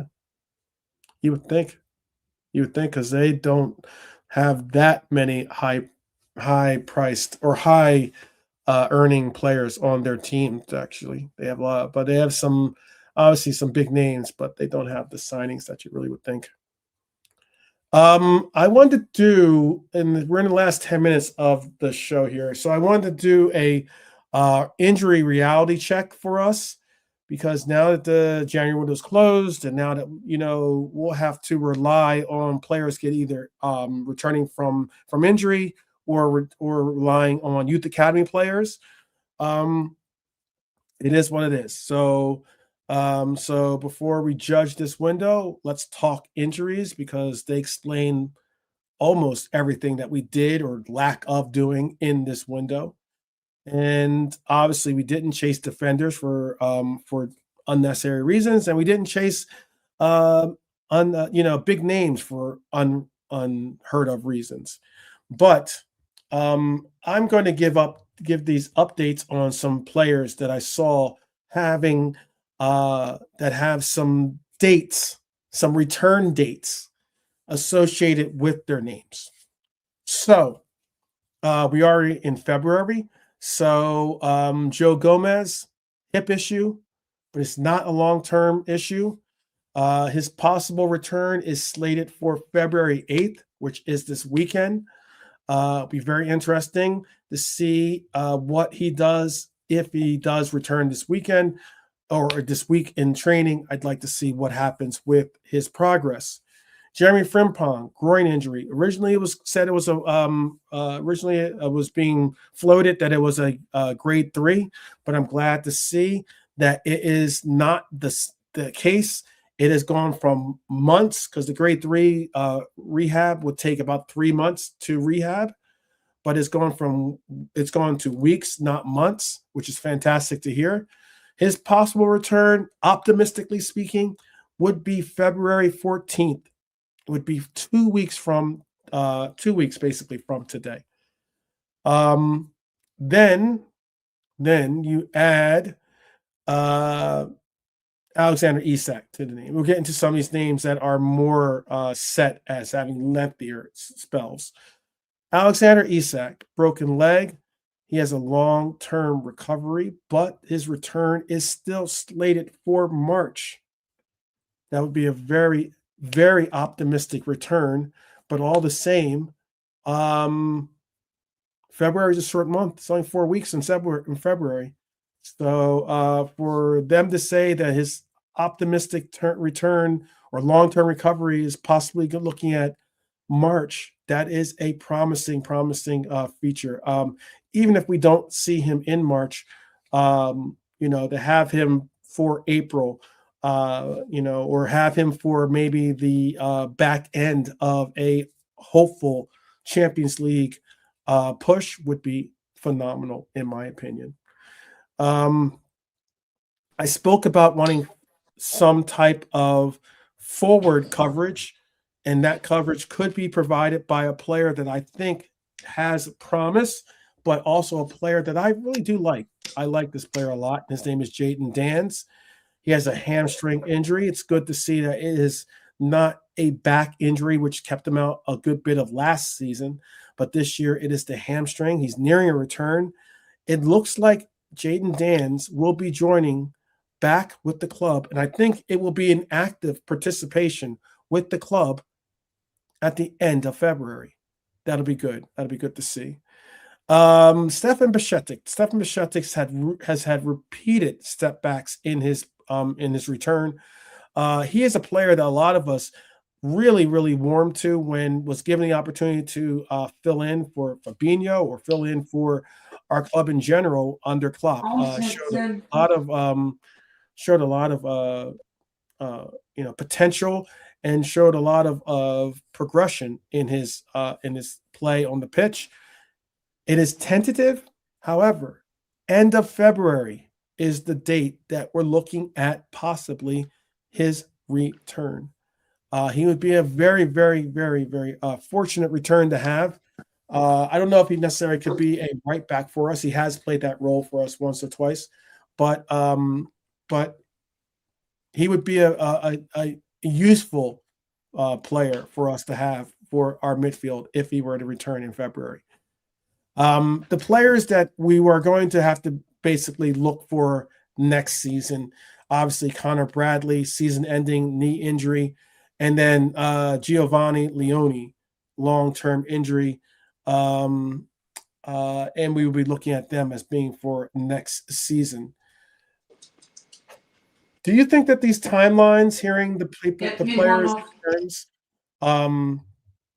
do you think that these timelines justify Liverpool keeping a cool hand in this January window? Do you think that is justified by these dates for the return of these players?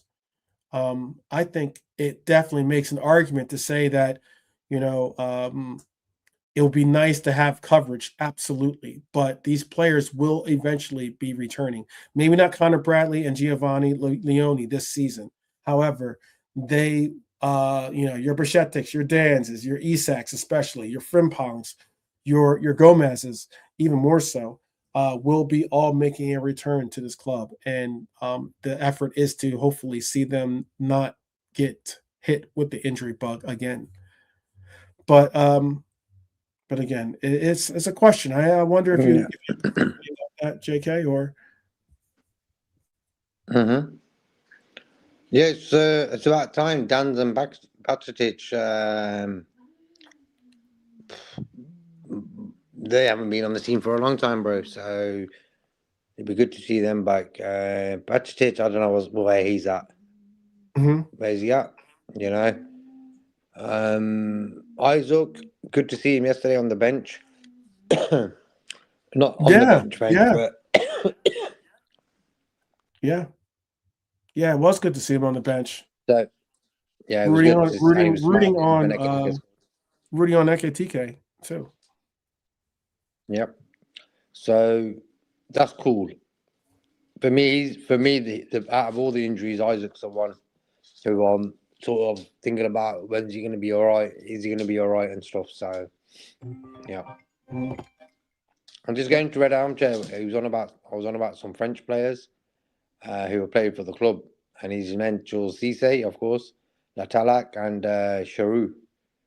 Yeah, Cisse for me was probably the biggest so far. Kanate maybe after him, and then now Hugo's here. Cisse. That's one Armchair. Yeah. Yep.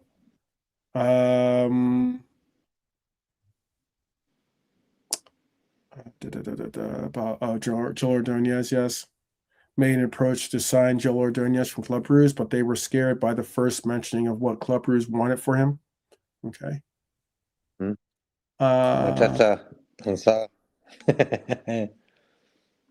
Yeah. Liverpool. You know what's funny too, because I remember we were getting into a little bit of a heated back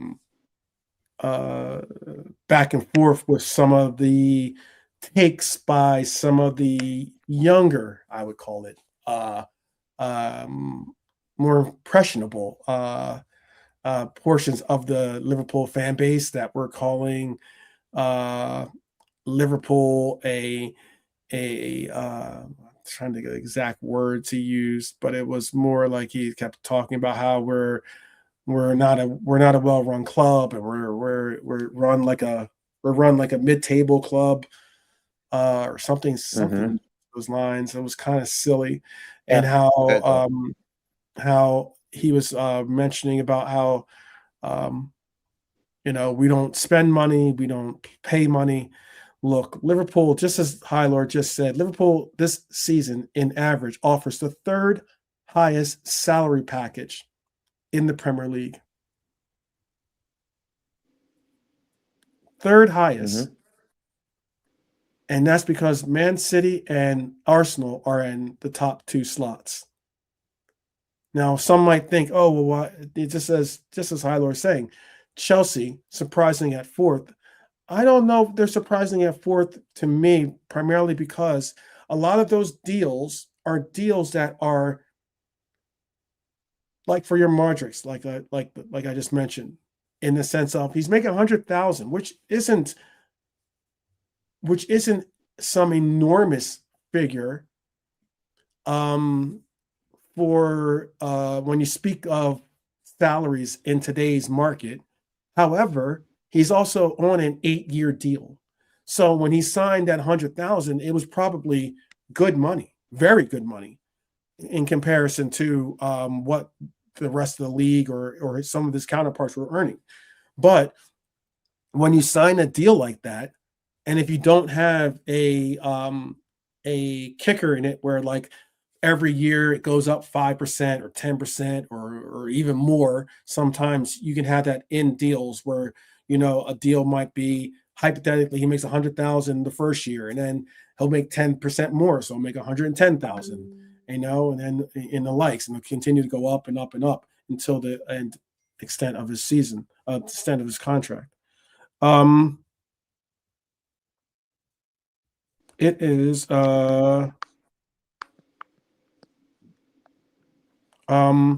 it is certainly something that like isn't surprising, but I just think that, you know, I think you really can't put that much blame on the owners of the club this season. That's just my opinion.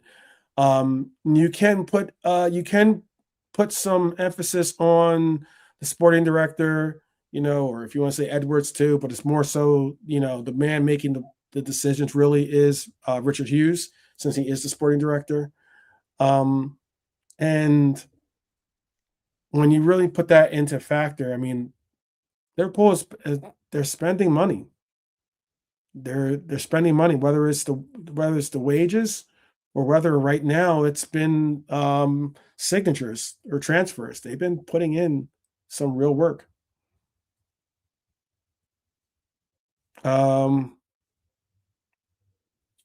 Let's see. We're at the 2-hour mark though, people. We had a strong 60 people in the chat this entire time. Appreciate each and every one of you, whether you're listening on X, big up. If you're listening on YouTube, big up as well. But is there something that you want to include in our conversation before we end the show here?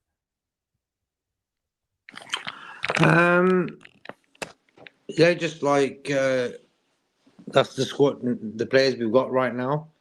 We're gonna use them now to win the FA Cup and the Champions League and get us as high as the table as we can. I'm not gonna say top 4, bro. If I would say from now on, we say get us as high as spot in the table we can. So there's a lot of still work to be done this season. And what you were saying earlier about the way we did that midfield revamp, yeah, the defence needs that sort of revamp this summer. I don't know if Kanate and Robertson, who can go on a free, will be here, but we'll see. We'll see. Look, Yeah. if Kanate stays, puts a shift in like he did yesterday, and gets his head sort of concentrated, a concentrated Kanate will give you what he gave us yesterday, bro. Probably the best game I've seen Kanate play for Liverpool. Okay. You just knew he was going to score. I knew he wasn't going to make no mistakes yesterday. Not yesterday, Saturday. I know what you mean. So if Kanate decides, you know what, I'm going to sign a deal as well. Then we've got him and that other French lad, Virgil, the Italian lad. I don't know about Joe Gomez, but yeah, he's better. Okay. Again, just looking at some of the big deals that were obviously January window was once again dominated by Manchester City this season, who spent roughly about 115 million euros in total. The key deals, obviously, Semenyo joining for a reported 77 million euros, making him the most expensive signing of the window. Mark Gahey for what the fee was reported to be around 20 million. Brennan Johnson was part of a 40 million pound deal from Tottenham to Crystal Palace. And Conor Gallagher was a big name that got moved on. That was a 40 million euro deal that went from Atletico Madrid to Tottenham. He played a big part, actually. He played a part in their comeback against City yesterday or the day before. Yeah. Yeah, they played well second half, Tottenham. Yeah. And I think Palace also signed that Wall striker, Strand Larsen. Yep. Going to say for that. big deal as well. That was a big deal. Strand Larsen making the move, despite the Crystal Palace forward. I'm going blank on his name. Mateta? Mateta dropping out of a move. They still, but that's good for Crystal Palace. I mean, they keep a good player and also bring in another good forward to provide. Look, bro, Mhm. But I think he played it wrong there, Mateta. He is third choice striker for France. He'd probably go to the World Cup playing for Palace. Okay, and then what would happen in the World Cup if he plays, scores, he can get a move to probably a lot of more clubs than AC Milan. Yeah. So I think he played that one wrong. It don't matter what the manager's doing. You still got a job for the fans to do. You're a player for the club. The manager can do what the hell he wants. You, as a player, owe the fans your 100% commitment. So I'm a bit disappointed in Mateta there, trying to pull like AC Milan, big club, bro. Don't get me wrong. Mm-hmm. But if you can get to the French national team, considering what sort of talent they've got in that country, if you can get into the team by playing for Palace, why ruin it? Keep your head screwed on. Wait until the World Cup, and after that, you can move fucking anywhere. And this is what I say about footballers nowadays. They're brain dead, bro.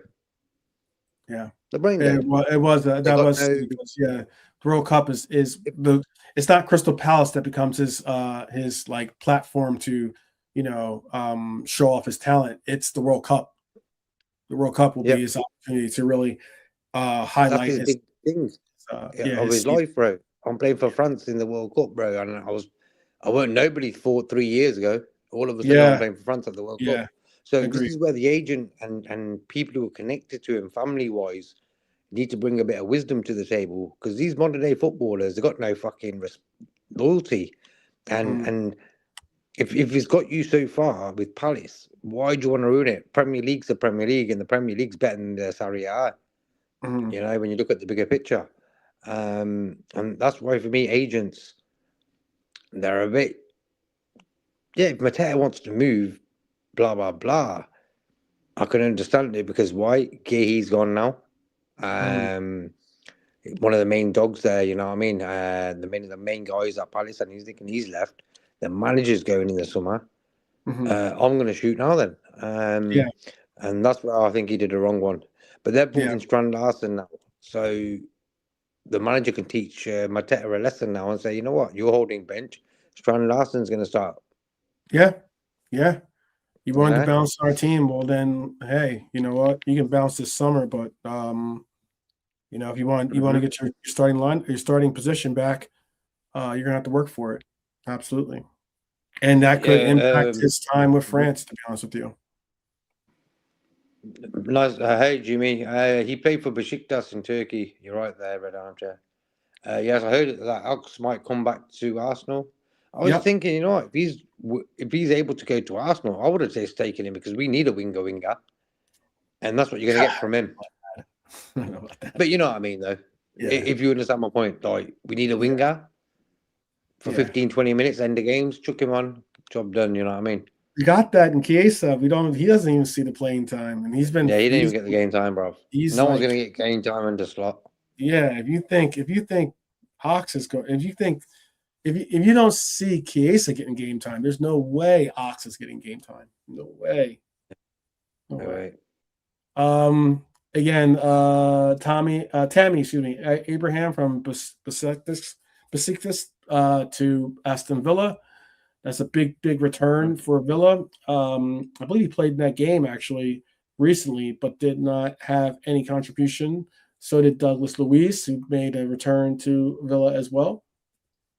Yeah, but Oscar Bob, Man City to Fulham. Mm-hmm.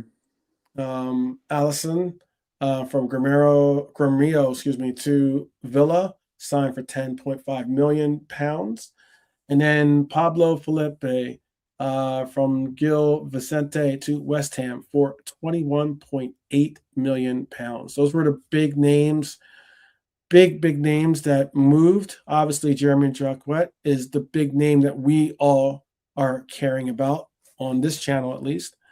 But yeah, did you want to say something? I think you're about to say something. Right? No, I was just saying that the signings of who were the signings you mentioned at the start before Oscar Bob? Tammy Abraham, Connor Gad, Yeah, Connor Tammy Gad, Abraham and Connor Louise, Gallagher, Brendan David Louise Johnson. and Tammy Abraham. I watched them play yesterday and stuff, and Mhm. Abraham scored, but he was offside or something. Yeah, I think David Louise, he had an okay game, not great. Mm-hmm. Okay. I guess it is what it is, people. We got a player that is a quality player in our midst, set to join us for the next campaign in the summer. Have a fresh start. I guess it's something to look forward That's to. one little headache, because you know what's going to happen. End of season comes, straight away fans are going to be on it. We need 2 centre backs, we need 3 centre backs, and all that. So this we've got one already wrapped up. So Yeah, that's one bit of a headache. one already in the Yeah. bag. All we have to do is trigger the deal. If you want Kwanzaa back too, that could be second player in the bag. And then, hey, you know what? I would love to see us go for a high-profile name. Like again, I would like to see us go for a Bastoni or someone to that extent. The thing is, if imagine Kanate stays, I'm just giving you an example here. Yeah, Him and Virgil will be first choice. So what you're going to have is you're going to have the Italian guy, Leone, and this lad from France as this third choice, fourth choice. I think the Italian guy coming back from injury, he'll take that fourth spot. And this lad will take the third spot if Kanate stays. So Kanate staying or going is a big thing as well. Mm-hmm. That's a good idea, Red Armchair. Yeah, no, I think so too. I just started. Yeah, start that. That'd be a good idea. Yeah. I think. Yeah, I would say England was England subs bench. Yeah. This is something I'm thinking like, which country is a football factory, maybe, or something like that. Which country has Italians on the centre halves? Yeah. But also Italians have the strikers as well. You know what I mean? They used to be the go-to for strikers back in the day. Mm-hmm. Not so much now, but Brazil as well. Yeah.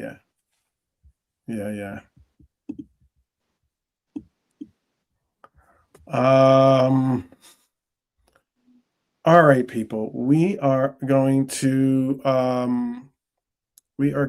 be going and ending this show. I am going to say that that's the deadline day. Liverpool secure a £60 million defender for the future. We obviously were chasing short-term coverage, and we fell short. But it is what it is. We make the most of it, and we move on. You know, you can't cry over spilled milk. You have to basically, we're protecting the project. We're going to test the present, obviously, with the players that we have. The window won't be judged by tonight, obviously, because we'll have to wait for the summer to see what the player that we brought in is going to be bringing us. Ox Blackstein played was August 27, 2024. That is wild. Wild. Mad. But yes, drop your deadline day grades if you want in the comments. I don't think there's going to be that high of a grade for us, but I think that there should be a good grade and all the same. It shouldn't be a failing grade, I don't believe, but maybe some of you think it will be. Drop your deadline grade, like I said, in the comments. Let me know if you back the approach that we took, or you think Liverpool needed more or should have done more in this window. Subscribe for support, please do. We definitely appreciate the support. Every Liverpool fan, I think, if you're a Liverpool fan, you should just click a subscribe on those true Reds out there. There are some that are just there trying to, milk the market, knowing that our fan base is a loyal and vibrant fan base. But I think that every Liverpool fan should just do one nice gesture of clicking the subscribe button and seeing what happens with the journey that we're on. So I appreciate all that are with us. We'll get into another conversation with you tomorrow. Hopefully we'll have same numbers that we had today.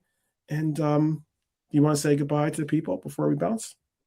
There's a bit everyone in the chat. I'll check you out. Nice one for that team injury news, Helio. Yeah, ping pong 3 matches. That's could have been longer, of course. Gomez should be back soon. Yeah. That said, people, press the like, everyone on YouTube. Yeah. No, say again. Go ahead, JK. No, I was going to say press the like, everyone in the chat. That'd be cool. Yeah. We are going to be out, people. Appreciate you. See you tomorrow. We'll have another episode lined up, and we will get with you until tomorrow. But as always, up the Reds, people, up the Reds, and we wish you a pleasant evening, morning, afternoon, whichever the case might be for you. And we'll see you tomorrow. Take care.